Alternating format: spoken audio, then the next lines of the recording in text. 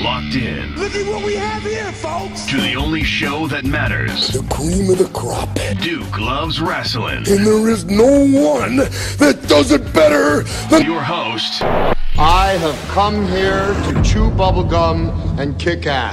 The Duke. And I'm all out of bubblegum.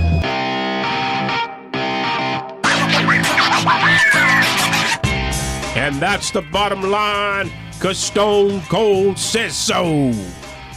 You know what's funny? What's that? I usually crap on you for these impressions because they're awful, and this one was awful. But there was one thing that you got right about that. What? Which is Stone Cold's voice is much closer to Colonel Sanders than you think it is. It's true. He doesn't have a particularly deep voice. No. He's real. He's kind of up. He's hoarse. The Colonel's crispy bucket is gonna delicious for $3.99, and you get 4 pieces of fried chicken. You really do with that. You know what? Next time, they've been rotating through the Colonel Sanders. Sure. I should just try it. Kurt Angle is the next one. Is he really? Yeah. Is he really? Yeah. Is that a real true story? How crazy is that? They showed a picture of him with the hair. Is he Southern enough to do it? Well, he's from Pittsburgh. Oh, he is? So yeah. So they're just messing around. But maybe he'll do the accent. Hey, you never know. I think I could do the accent. I just did it. That was pretty good. Better than your Stone Cold Steve. Well, I don't know. Maybe I could do Stone Cold as like the Colonel doing Stone Cold. Oh. Because Stone Cold said so. Maybe I should have Stone Cold give you a Stone Cold Stunner. Well, I mean, the president survived it, so I don't know. I think I'll be all right. May not be as much mustard on that thing. Yeah. I'm still sick. I still don't care. It's been a week. Well, I was pretty good. Look at that. Yeah, well. Miserable. The truth shall set you free. Wow. You see what I have to deal with every week in this place here, folks? What do you need? You need like a little vitamin C, orange juice? What do you need? Towel. I need it all. Please. That's right. You're like a little lamb. I need the less little lamb that of needs your to be attitude, pal. That's what I need. This is called tough love, and it's cleansing whatever it is that's wrong with you. Whatever. And it's gonna I'm just gonna bop you on the head like one of those televangelist preachers, and you're gonna be healed. Yeah. Boop. Yeah. You're done. Yeah. Just fill out the just put some money in this envelope. Yeah. Right here. Put some money in this and envelope. then I'm supposed to fall back. Then that's the power. That's the power. Oh, I'm healing you. Man, we'll work on that after. Did you ever the see show. the ones where they throw it at you and then a whole row of people go down? like dominoes. What is going on? I mean, and what amazes me about that is the amount of people that are there. Oh, It's not like this is happening in a church with like 40 people. Massive, like thousands of people. Yeah. It's like, what is? Oh my God, these poor people. I don't get it, but I think, truly, I can. Let me hit you right on the head, and it will help. Don't touch me.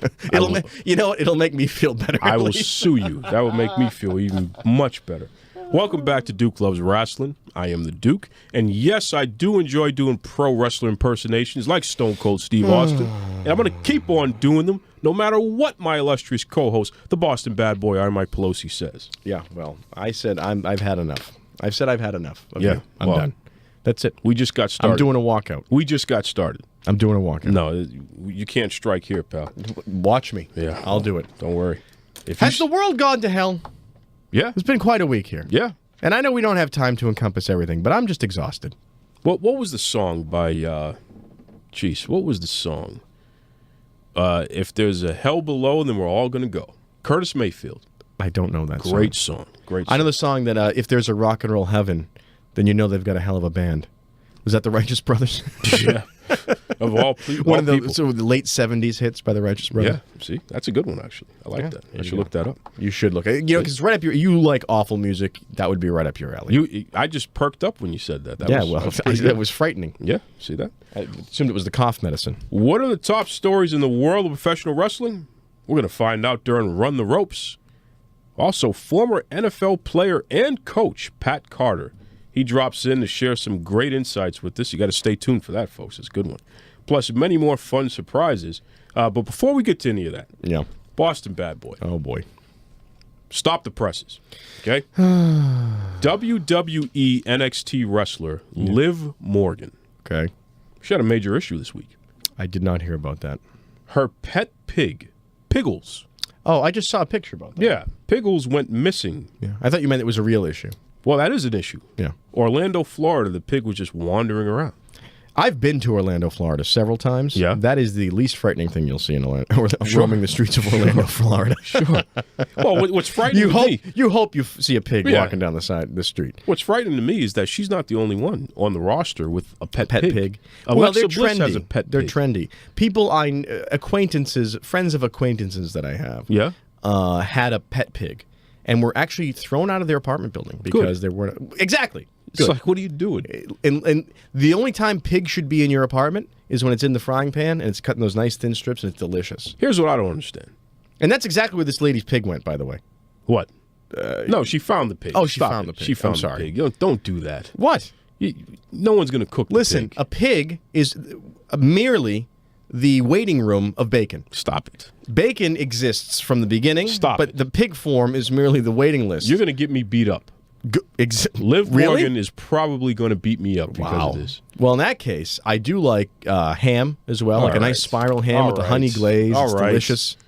Jeez. Pork rinds. All I wanted to know is what was going on with the whole pig stuff in wrestling, and here you are. Well, no, I think the pig is a trendy pet. Oh, okay. That, like, people who want to be cool. You know, it's like, I'm going to have a pit bull because that's the cool dog to have. Sure. I'm going to have the pig pet. You know what I mean? People just want to be, claim they're different. Do you want an effing pig roaming around your house? Well, crapping everywhere? I think they can give you, like, weird diseases and stuff. That's the problem. They're pigs. They are The word pigs. pig comes from pig. They're disgusting. But the word pig comes from pig. The word pig comes from pig. Wow. It's disgusting. Yeah. Well. Again, the only thing pigs do is eat and create bacon. That's right. And that's all they should do, and that's where they should stay. Listen. You know what, Piggy? Live on the farm, have a nice life. I don't like the whole pigs living in the mechanized factory. That's not right either. But I don't want them in my house. You want free-range pigs. I want free-range bacon. That's right. Wow. Because you know that's delicious. You know it. You've had it. Like a nice thick cut, smoked. Listen, I'll just say this. Liv Morgan, I'm happy that you found Piggles. I don't get the Be whole happy that pet I pig didn't thing. find Piggles. Let's put it that be way. happy the Boston Bad Boy Because didn't find Piggles Piggles. would be he'd be Sunday's coming. And that Sunday breakfast is always good You're just, at the Boston Bad Boys house. Did you see the picture of the pig? I did. It's a pretty pig. It's a pretty pig. It's a pig. They all look the same. Wow. They're all one animal, and they're pigs. You know what? And they shouldn't be in a house. And you know what? If I go to somebody's house, Yeah. and they have a pig living in their house, I'm not going in there anymore. It's disgusting. It's disgusting. I don't think And Larry Liv David Morgan would agree with me. I don't think Liv Morgan wants you in her house anyway. So Listen, it's nothing against her, and I probably would never go to her house. But there are people who do this. The pig. There are people who have like rabbits living in their house. yeah, I don't mind the rabbits Why is it that we don't want mice living in our house, but we'll bring a rabbit in and put him in a cage? because he's bigger and Just let the furrier. mouse run around. You're gonna smack a mouse with a broom or a shovel and splatter him all over your kitchen floor. But let's bring a rabbit into crap all over the house. That Sure. makes a lot of sense. Sure, it's a rabbit. What do you Oh, mean? if you're gonna make him into stew, absolutely. Otherwise, don't leave him the thing in the cage All to right, so poop the Boston everywhere. Bad Boy will cook your pets, folks. So just watch out. That's what's going on here. Your goose will be cooked if you keep it up.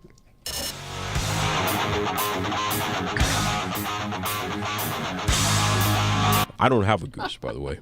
Just so everyone knows, I don't have a goose. Wow, That's right. It's time to run the ropes. This is when I educate this knucklehead Boston Bad Boy about the top 5 stories in the world of professional wrestling. I thought that the pig story was. I thought you already did that with the pig story. Isn't that the biggest story in the world? That was a bonus. Oh, a bone. Now I can listen to about a bonus. Piggles. Get out of here. Jim Cornette almost gets beat up. Listen, I'm going to tell you something right now, Boston Bad Boy. I grew up watching Jim Cornette, one of the greatest managers of all time in pro wrestling. And Cornette's shtick is that he is a wimp with a big mouth. That's kind of like your shtick, isn't Well, it? no, I can see that's why you not liked my him. shtick. I can That's see why not you. my I shtick. can see why you're a fan. But he really, this is who he is in real life. He's a wimp with a big mouth. Yeah, but he's also like a bully. Have you Well- ever met one of those kind of people where they're so weak that they're actually a bully, and that's like their defense mechanism? I thought I was sitting across from him Oh, right now. no, you The keep big it up. mouth, but you're actually Keep it weak, up. and you like to talk, and you like to make threats, and you like to call out these wrestlers. Again, I would think you're talking about yourself. Roman Reigns, if you're listening, Exactly. you already understand. Proving my point. You already understand. Proving Roman. my point. But Cornette, let's get back to Yeah, Cornette. let's here. do that. So, years ago, this is over a decade ago, he's running the developmental for WWE, OVW, right? Mm-hmm. And one of the wrestlers, Santino, he just started, literally, with them. Mm-hmm. Cornette slaps him. At least 7 times. Yeah. Because he said he disrespected the business because he did something that Cornette told him he wasn't supposed to do. It was just stupid. I won't even get into it. Slaps him. Santino, MMA trained, big tough dude, gets slapped around by this guy because this guy was an executive. Okay. He lets him do it. WWE fires Cornette because you can't be slapping the employees around. Right, well, like, what are you doing? I mean, Vince can do it, but... Yeah, well, that's another story altogether. Yeah, well, I guess it's double standard. Stay out of this. Yeah, okay. So Cornette has held a grudge with Santino for getting him fired. Even though he was doing the slapping. Even though he was doing the slap. Like, how dare your face touch my hand? Like, what are you doing? Right. Yeah. Well, classic victim blaming, isn't it? Absolutely. So, and literally, he tells a story religiously. Like, this is something he's proud of doing. Yeah. Yeah, I slapped the hell out of him, and I should have. And then he got me, the nerve of him to get me fired. Bingo. Yeah. Bingo. So, fast forward. Okay. They finally run into each other at an event. Mm-hmm. This is like now. This just happened. Okay. So Santino goes up to him and says, hey, I just want to bury the hatchet. Yeah. Let's just get past this, whatever. Cornette proceeds to cut a promo on him. Cusses him out. You stupid mother effer. Damn right I slap you. I should slap you again. It goes all the way. Because the defense mechanism. If I act tough, maybe you'll back down. Yeah, tell him, Rocky. Tell him. That's it. That's it. The little guy. Yeah. So Santino said, go ahead. Slap me right now like you did before. Go ahead. Do it. Because now he ain't got nothing to lose. Do it one time. Yeah. Yeah, nothing to lose. He would have destroyed this guy. So what does Cornette do? You see this guy? He's trying to pick a fight with me.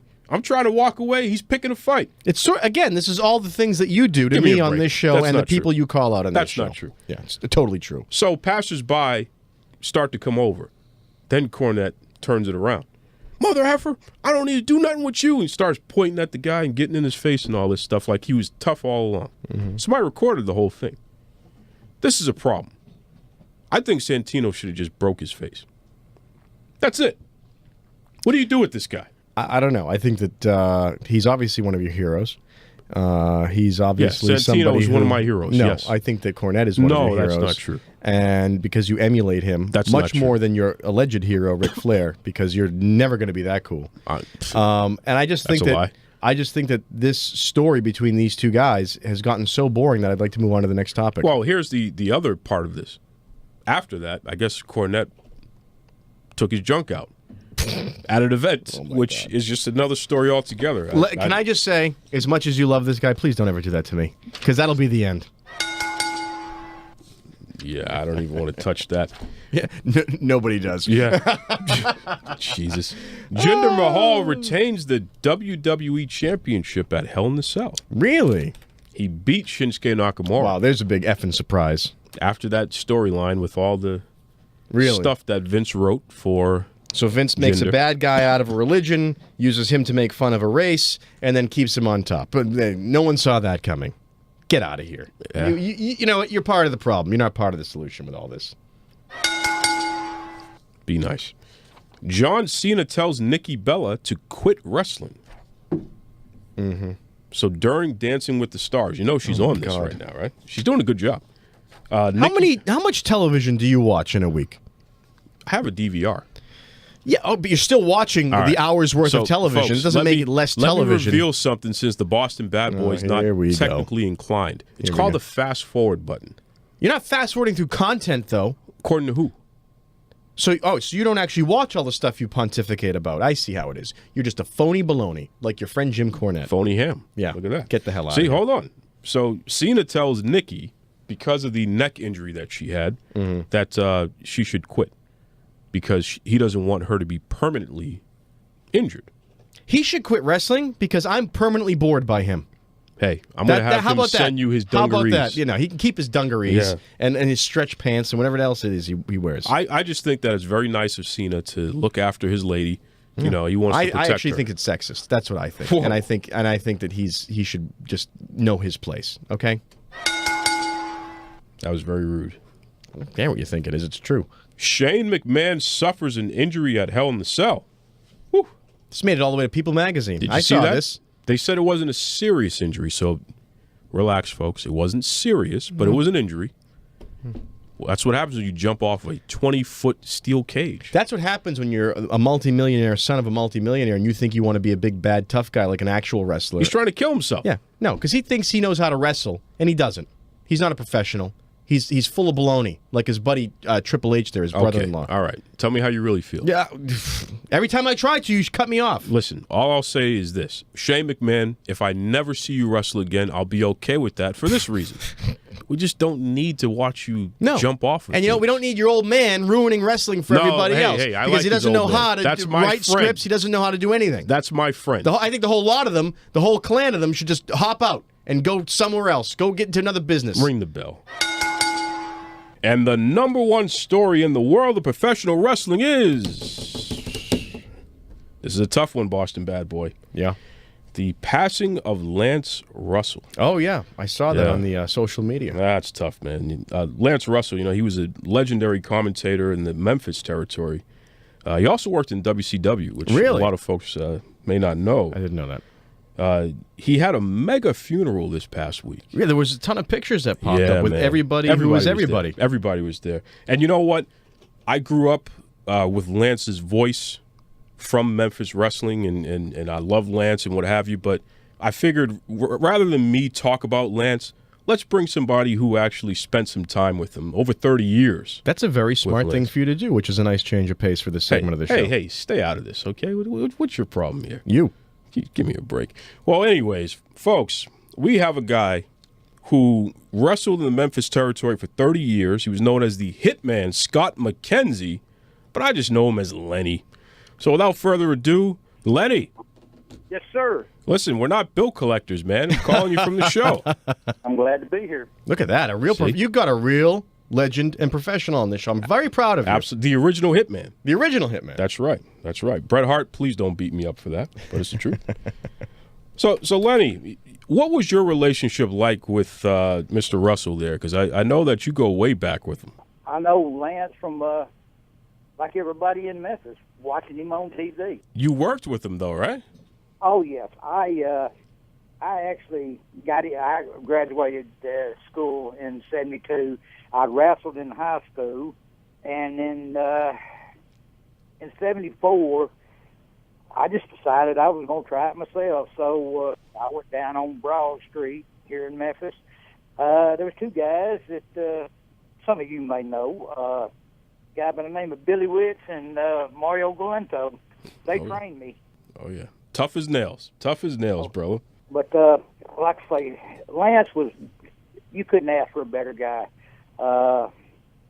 I learned a lot from him just watching the way he did his interviews on TV, and that's where I learned to do it. What was it that happened to Lance? What caused his passing there, Lenny? They're really not for sure what happened, to be honest with you. I think it was just a broken heart. His wife died 2 years earlier, and then her, and like I say, I'm not a doctor, but, you know, that's just my speculation. Now, I hear that the funeral was a really good homecoming there. About how many people would you say was there? Oh, at the funeral home itself, probably close to 500. Wow. And then that night, Jerry Lawler down at his place down on Bill Street, he had a memorial service down there, and there was probably 150, 200 people there. Wow. I'm trying to think of some of the guys that were from the Memphis wrestlers were here. Let's see, Dundee was there, Doug Gilbert, Lawler, a guy by the name of Derek King. He wrestles here in Memphis and worked on Channel 5 for years. And, there was just so many people there. I couldn't tell you all of them. So I got to ask you, what is it about wrestling that keeps you guys so close after so many years? A lot of guys are retired. A lot of guys are still working. What keeps it? What is it about it that keeps you guys close? You'd have to be in the business to understand. But we are actually brothers. I mean, we travel on the road all the time, and I've got friends in New Orleans down through there that I worked with when I was down in that area. Like I say, we're just a family. That's the easiest way you can say. Listen, Lenny, if you could make a suggestion because I want to post some matches on the Duke Loves Rasslin Facebook page and in the group there, the Rasslin crew. What are some feuds that Lance Russell commentated for that we can put up there from classic Memphis? Lawler. They had that match down at the Mid-South Coliseum, and there wasn't nobody there but them and Lance. There was no fans there, nothing else. Wow. And you know something? The WWE replicated that years later between The Rock and Mick Foley. Duke was telling me off air that you were working with Lawler back during the Andy Kaufman days. Mm-hmm. You got to give me something. You got to give me something cool, some cool story about Andy or about some kind of anecdote that went on, because that fascinates me, and that goes even beyond wrestling. That's just funny. Well, years later, Jerry actually told everybody that it was a work. And for years, people in the business, they thought it was actually happening. Isn't that funny? He worked funny. everybody. Well, it's funny because usually it's people on the outside don't know that wrestling is a work. Yeah, now it was the wrestlers that weren't sure what was happening was a work. That's brilliant. Well, that was back in the days of kayfabe. I mean, when it happened, there was a ambulance from the Memphis Fire Department came, got him. They took him down to Baptist Hospital, and he was down there for a while. They played it up. Jesus. I mean, that's expansive. That's a lot further crazy. than most promotions will go now to keep it going. That's crazy. Well, that's the reason that Memphis, they were the last of the breed. They knew what the people here in Memphis wanted, what they would pay to see, and they give it to them. McMahon up there, he don't have, half the time, he don't know what he's doing. I mean, I totally agree, Lenny. I totally agree. Give me a break. 100%. They don't know how to run a program. They'll bring somebody in, they'll do something for maybe a month and a half, and it's over with, and they don't have an ending to it. Exactly. Lenny, thank you so much for coming on the show today, because anytime someone can come in and lay the Duke out about McMahon, because he loves McMahon, he thinks that guy does everything right. I'm glad you're here to support me in saying that, you know what, the guy doesn't know what he's doing. Listen, Lenny, I didn't bring you on this show to trash my friend Vince McMahon, okay? I didn't bring you on here for that. He makes money, I can say that much. Yes, he does. Lenny, before we let you go, do you have any final words for your friend Lance Russell? I love you, boy. I love you, and I thank you for everything you did, because he taught me a lot. And his family is just as good as he is. You'd have to know Lance, and I'm trying to catch my breath right now, because I love that man to death. He was one of a kind, and there'll never be another like him. He was the voice of Memphis wrestling. See, you do it to a concert, I just don't care, but one thing I do care about is Duke's wrestling, and I tell you what, the guy has nothing but love for the business. So let's see if I have this right. We're talking a member of the Florida State Seminoles, 10-year NFL tight end, and assistant coach. Pat Carter, it's fair to say you've lived the life that dreams are made of. Yeah, it's definitely been a blessing. I've been able to accomplish some of my dreams, and then even go even further than that in some instances. So it's been a blessing, yeah. That's pretty cool. Listen, when you think back about your career as an NFL player, what do you miss the most? I don't miss anything now. All of that.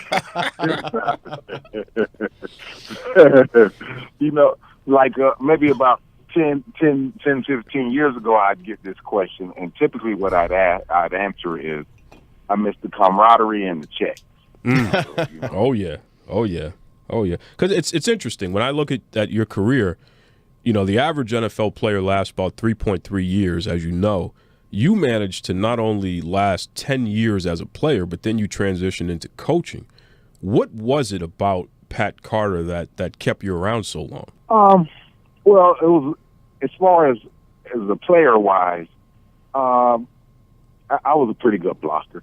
And you didn't have a lot of guys that could do what I could do as far as just at the point of attack. I could probably hold my own against most of the big defensive ends, and that allowed me to stay around for as long as I did. And my coaching, I got into coaching, was I had a great, well, I still do, but I have a great relationship with Mike March. He was my position coach when he first came into the league, and he was kind of green at that time. And the cool thing about it was, I told him, I'm like, look here, coach, I got you. So I played pretty well the year that he came in, and it made him look good. And I was happy for him because he was such a great guy. And what had happened was once he got the coaching, he was the head coach in St. Louis. That's right. I ran into him in like 2004. Yeah, it was 2004. And told him that I was interested in getting into coaching, and he told me to come and intern in St. Louis, and it was just a blessing. I was there for 2 years, and then I went to Detroit when he got the offensive coordinator position, and I was there with him. Well, I was there with him for 2 years because they fired him after the 07 season, and then my last year coaching was in 08. Ooh, and that was terrible. That was a terrible year. That was a tough learning curve, huh? Yes. See.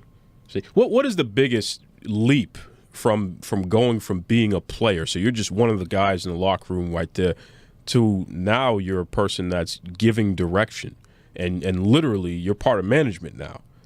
So what was the biggest learning there?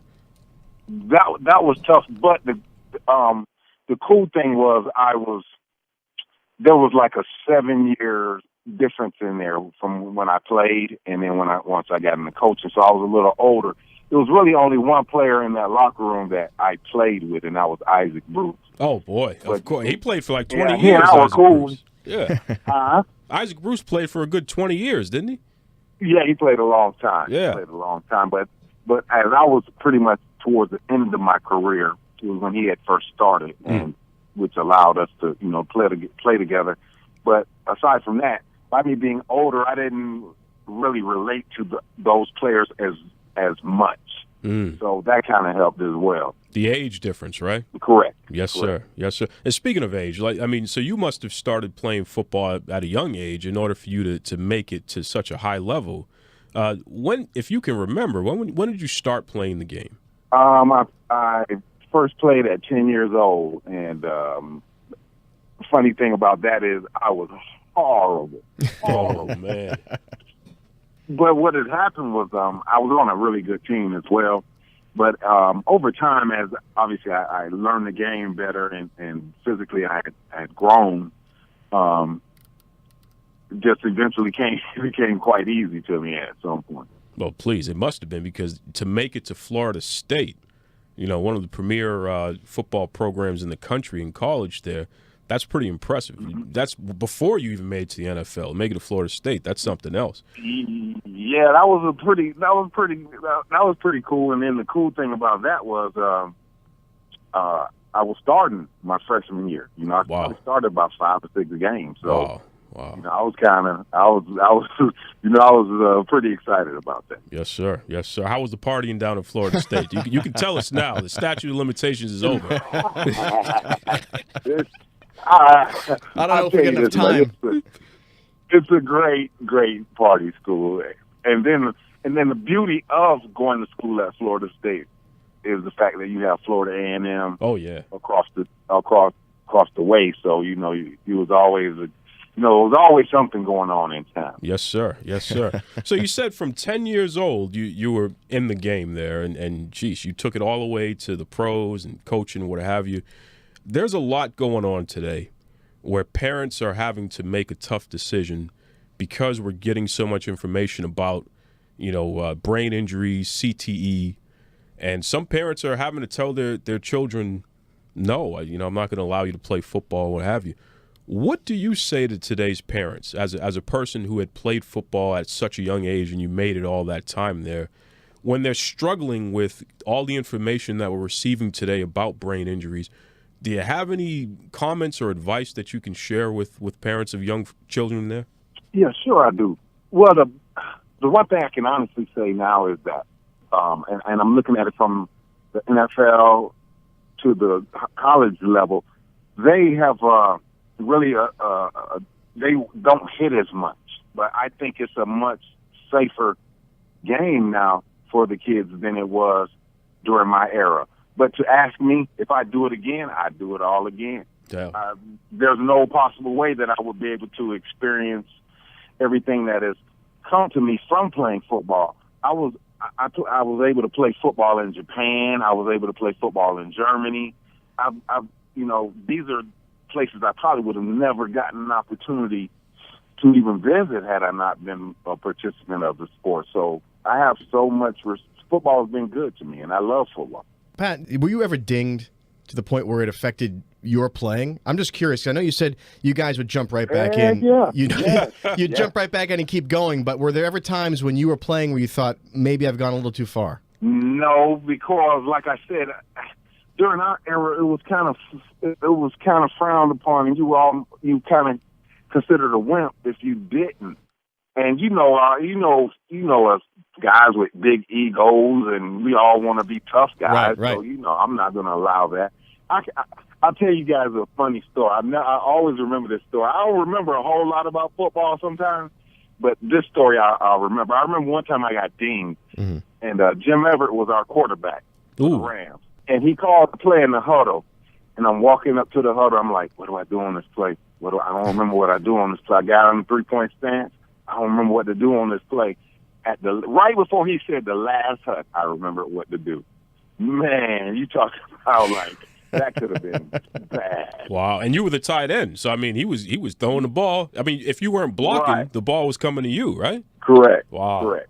Wow. What do you think about today's tight end? By the way, like you look at guys like as big as Gronkowski and some of these guys here. How does that vary from when you played? Because do you feel that they're more physical? Game. Well, okay, here we go. It's a totally different game now. And if you notice, they lining these guys out wide. It's more of a passing game now. It's not so much an emphasis on the run as it once was. Back in our day, we probably was going to run the ball 40 or 50 times a game. Now, back then, but now today's game is more about the quarterback and airing the ball out. And the difference there, what you said before, because back when you played, it was more of a running game. That means you had to block, which means you had to hit people more and get hit more. Correct. As opposed to now where you're spreading the tight end out, so they're running more. There's a lot less blocking and hitting going on their end, right?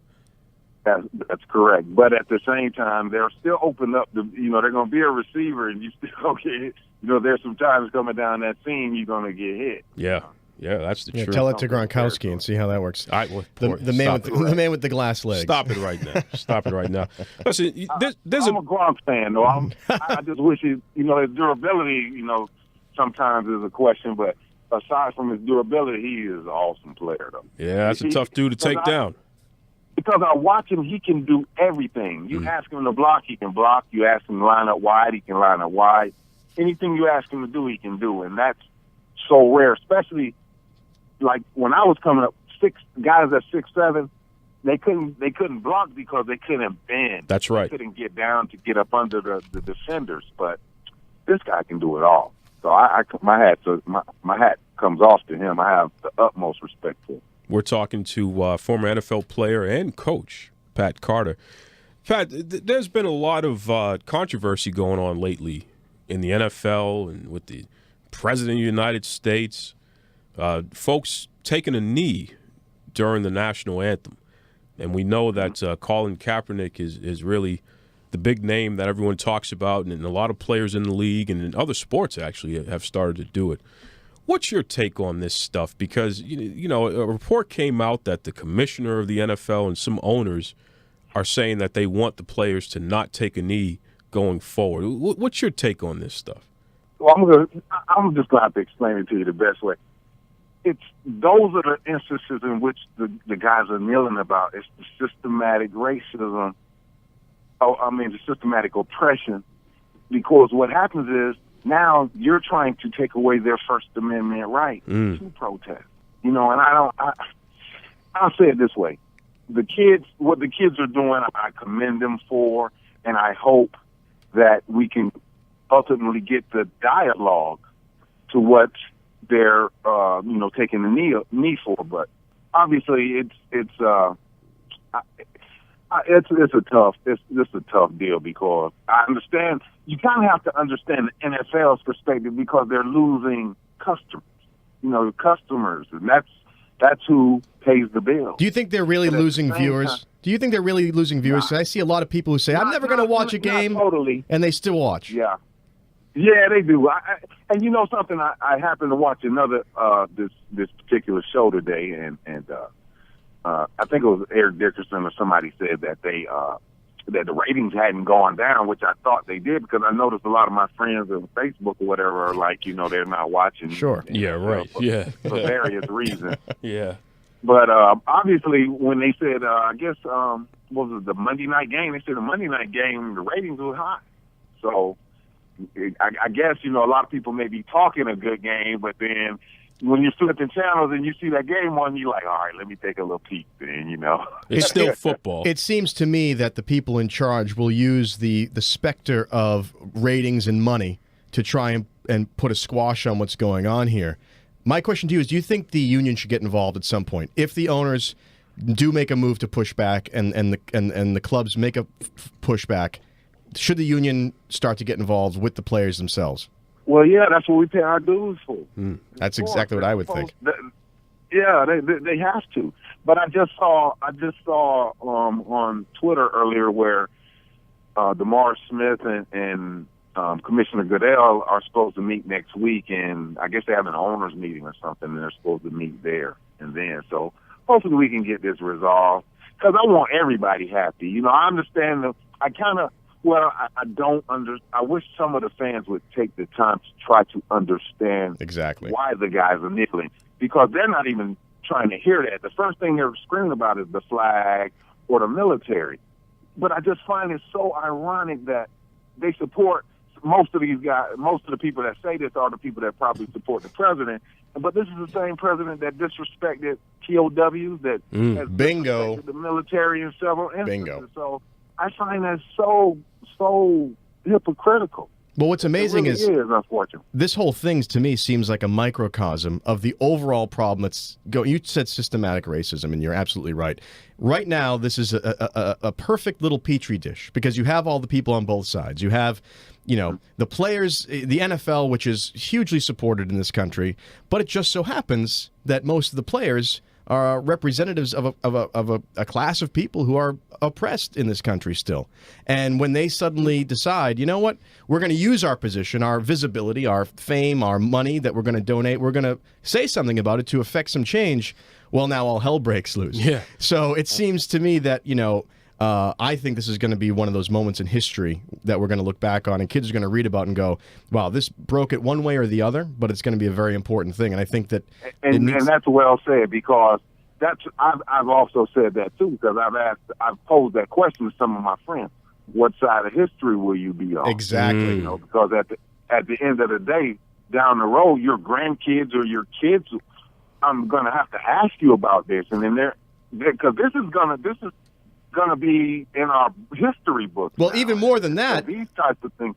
I'm sorry to interrupt you, but even more than that, everybody who's posting on the wrong side of this on social media, my grandkids will be able to go and read it. That's a in good my point. own words. That's a good point. So you better hope that is a good point. You better hope that what you're saying out there is you're on the right side of things, and that means do the research. It goes back to exactly what you said. Take a moment and understand. I know people on both sides of this thing, but I still come to the same conclusion that something isn't right here, and it needs to be explored. It cannot be just squashed. Yeah, I totally agree. I just, like I said, I understand. I understand, people and their patriotism. I would not. If I thought those kids were disrespecting the military or the flag, I wouldn't agree with this. But I don't see that way. I see their point.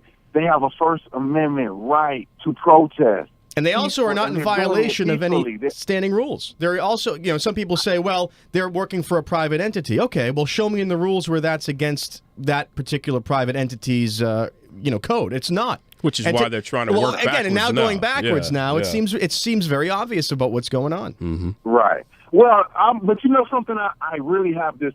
I have this really stinking feeling. Basketball players, see the difference in football and basketball.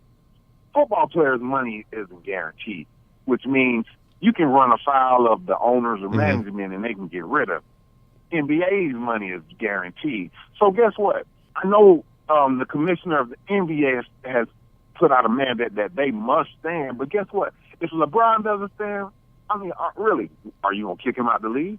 Well, I said when Jerry Jones says to the team, Dallas, if you guys don't stand, you're not playing. If they all just walked away, are they going to cancel Monday Night Football? Good luck. Are they going to cancel a game? Of course not. Good luck. So, like you said, even and the NBA being in an even better position if they're worried about their livelihoods, you're absolutely right.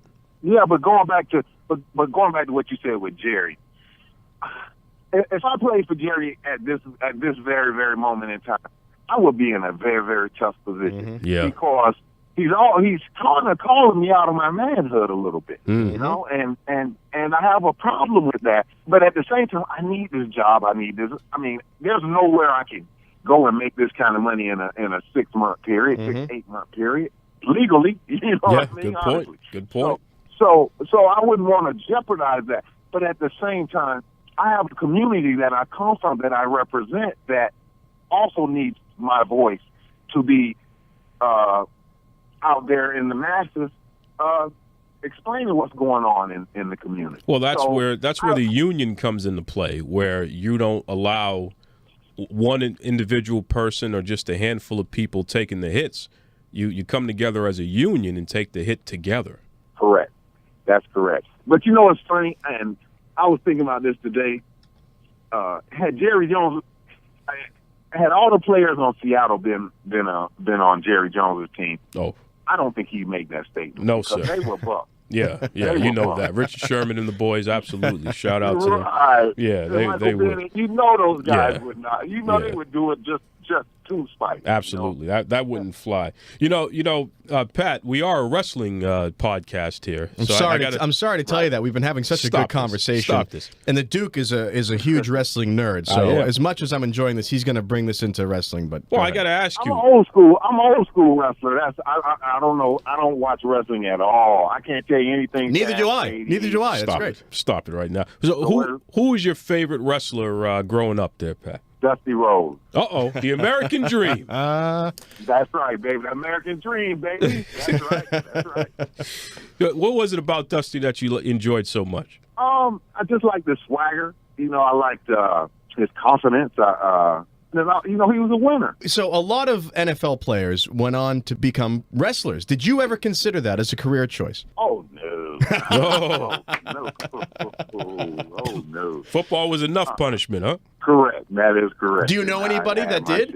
Do you know anybody that did? Well, actually, a couple of dudes. Terry Crews I played with on the Rams. I know he did it for a little while. Yep. Didn't he do? Yeah, he did wrestling. He did. And then Bill Goldberg. That's right. Look at that. Right. He's just dropping names all over the place. But and I got to tell you, let me share this story with you because it was so funny. I remember coming home and my son was watching TV and he was like, "Dad, you got to watch this. This is Goldberg." And so I looked. I was like, "Oh, that's Bill." And then my son was like, "Oh, you don't know him." I'm like, I do know him. He played with me on the Rams." Like, no, you don't know him. Well, that happened. I could never prove it to him. But what happened was I had the same incident with Terry Crews, but somehow or another, me and Terry Crews talked across social media, and then I showed it to them. They were like, they were like shocked. Like, see, you got to send them screenshots. They believe you. They don't even believe their old man. Can you imagine 10-year NFL vet? You got to prove to your kids that you knew all these guys. Yeah, that was so funny to me. Exactly. That was my same sentiment. Man. I was like, I got to prove to you guys that I know. You think I'm just going to claim somebody that I'm like, I wouldn't do that. Unbelievable. Speaking of which, Pat, give a shout out to the family there. Anybody in the family you want to say something to? Now's a great time to do it. Well, I just want to say, I got a beautiful wife, Sonorka. I love her and cherish her, and she's been a blessing to me. And between the two of us, we got 5 kids, and they are all doing extremely well, and we're both proud of all of the kids. And right now, where I'm at in my life, I couldn't ask for a better life. Life is pretty doggone good for old Pat Carter. Listen, from the bottom of our heart, Pat, thank you to your family, first of all, for sharing you with us, a guy who dedicated his life to entertain the masses. And thank you for joining the Duke Loves Rasslin podcast. And if you need a copy of the show to prove to your kids that you were actually on the program, because I know they really have, they require proof, we'll send it along to you. That's right. This was fun. I enjoyed this. I really did, guys. This was great. How about that? An NFL player, huh? That's like legitimate, man. Absolutely. Absolutely. Let me tell you something. Big, tough dude. Yeah. Great football player. Tight end, 10 years in the league. Mm-hmm. So great. Made him a coach. Right. See? So, there's a lot of, it's funny because, you hear about in the news and sports, a lot of the guys go on to be analysts or whatever, and, big names. But there were a lot of people who played in the NFL that just, they do their thing, they retire, and they go on to live good lives. And he sounded like he's enjoying it. Living a dream, Boy, not a bad gig, let me tell you. I mean, thankfully, if you don't have the CTE issue. That was the tough part. Yeah, so if you can get around that. Sure. Boy. In 10 years. If only I had some kind of athletic ability, I might have been able to cash in on it in my life. You have zero athletic ability. Zero. My greatest athletic skill is sitting here with you an hour a week. And you barely do that. You know what? I should get a pension for that. I should get everything. I should get everything that our buddy has for this. Yeah. Really? Because it's equally both mentally and physically damaging to me. Well, your contract is not guaranteed, so you better watch yourself. You wish you had a contract. That's right. You wish. Up next, the Boston bad boy is going to be on his best behavior since he made a fool out of himself last week, folks. So he understands what the rules are this week. You know the rules. As Peter from just get on with it, will you, for crying out loud? As who? As Peter from Housewives would say. What's Housewives? You know the Housewives show. Why are you quoting? I like that guy. The Real Housewives. I like that guy. You watch that show? He's a Jamaican dude, and he said, "You know the rules." That's right. What the hell is wrong with you? I like that guy. Listeners, listen to I'm me not very afraid carefully. to admit it. This Peter is the from person, the Housewives. I like him. You need to get a life because you watch the Real Housewives. You watch the stupid WWE show. I do. The Total Bellas or whatever it's called. Listen, that's a frightening glimpse into what you do with your day when you're not here. Let me tell you something. And I write all this stuff down because the one day when you finally snap, I'm going to say, yes, there was a long history. He frightened me many times. Wow. And that was one of them. And that was one of them. See and that? This is one of them. Shout out to Peter from the Housewives. You know what he did? He took a young guy. I don't care. Who was bigger than him. Care. No, listen to this. And the guy was running his mouth. He jacked him up in a studio, actually. I should bring him here to do that to you. You don't have any friends, though. Well, Peter's my friend. Peter from the Housewives. Yeah. That's right. But, folks, before we get to any of that stuff, let's hear a message from our friend Al Snow. This is former WWE superstar Al Snow, and I have created Collar and Elbow brand, wrestling apparel made by a wrestler for the wrestling fan in all of us. The love, the passion you have for wrestling is in this apparel. Go to collarandelbowbrand.com and help support Cauliflower Alley Club and their charitable effort. collarandelbowbrand.com. This is Alexa. And this is Brianna. And we're Sugar and Spice. And you're listening to Duke Loves Rasslin. You know, shout out to Sugar and Spice, Alexa and Brianna. Always.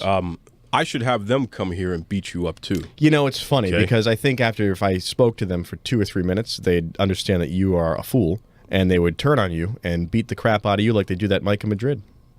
Why did you have to mention her name? Because Micah Madrid, like most people, are on my side of things when it comes to who's on whose side in this show. Micah Madrid?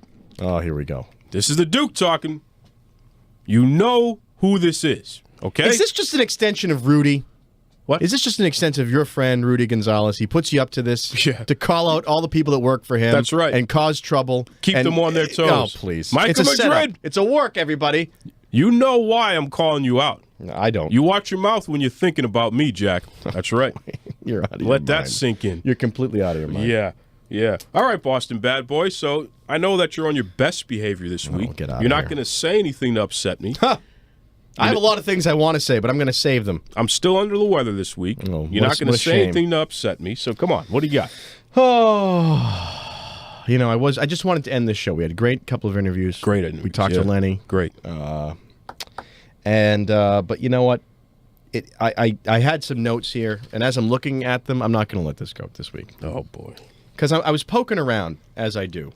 You know, when I have a little free time. I'm a very busy person, and you post a lot ceaselessly on this stupid group and the page and this and that and on and on and on. It's posting as we speak. So I saw that former Cruiserweight champion Neville has asked for his release from the WWE. Don't start spreading rumors Just listen to me. Is that true or is it not true? Well, it's being reported. Yeah, it's being reported. So let's go with it's true, because why would someone make something up that's so mundane? So here's a guy making hundreds of thousands of dollars a year, and he wants to leave the biggest wrestling company in the world. I would say universe, but that universal belt is stupid because there's only life on this planet, as feeble as it is. Oh, my Buddha. So I think treachery from the McMahon family is once again afoot. So listen, follow me here and correct me where I'm wrong. Not that you know a lot to do to correct me, but, you know. Here's a guy, Neville, right? 100% muscle. 100%. Big dude. Big dude. Big dude. What was his name? Pac? When he was in the Indies? Wow, I'm very impressed that you knew that. I did a little research. I'm very impressed that you knew that. Wow. Oh, I do research. Yeah, Pac. That's right. Because it's funny. I do research, and then I find evidence that supports my cause, and I continue to do more, and it always turns out that I'm right. Oh, my goodness. So Pac, he dazzles he, all over the world, this guy is, before he even joins WWE. He's flipping, he's diving, he's zinging, he's bipping, he's bopping. He's strong. Gets to WWE. They put him in NXT, was it? Yeah. And he becomes champion there. Champion. Man, you really did your He's research. zinging, he's zagging, dipping, bipping and bopping. They changed his name to Neville. Okay, what's wrong with Neville? I like Neville. You like Neville? Name. Neville's good. There's only one good Neville, and that's Aaron Neville. Aaron Neville, of course. That's right. That's right. Legend. But this Neville, the wrestling Neville, they kick him up to the main roster eventually after they change his name. So I'm right on that so far. My research is correct. Good. So far, so good. So here's what happens. They bring him up, and then your buddy Vince gets a real good look at him finally, because he's having his underlings handle this stuff. You know, the NXT and the guys coming in. He's not a big deal. So now he's on the main roster. Vince is looking at him. And he notices, well, he doesn't fit Vince's sort of lusty, manly image.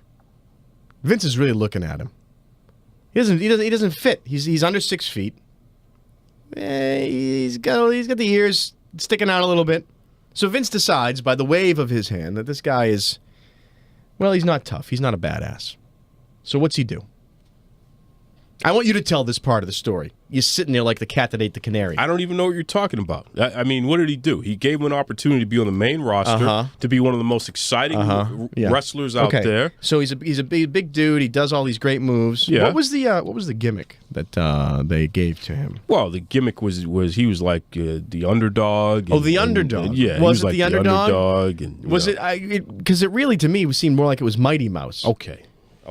Which is kind of ironic since we were talking about Andy Kaufman earlier. Yeah.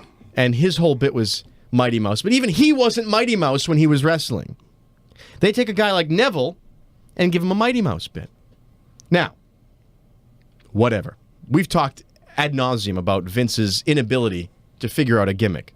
Lenny mentioned it earlier tonight. Okay.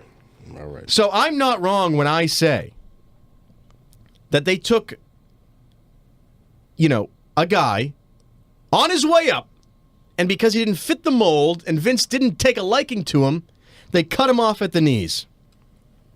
And then it took a guy like Mark Henry to then convince Vince to allow Neville to just drop the gimmick and do his thing. So he's doing his thing. He somehow, like Neo in the Matrix, dodges the bullet of Vince's wrath because Mark Henry sticks up for him.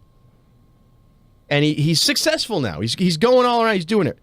So what happens now? So Vince was talked out of it once. Sees the guy was more successful than ever. And in true Vince style, he cuts him off again at the knees.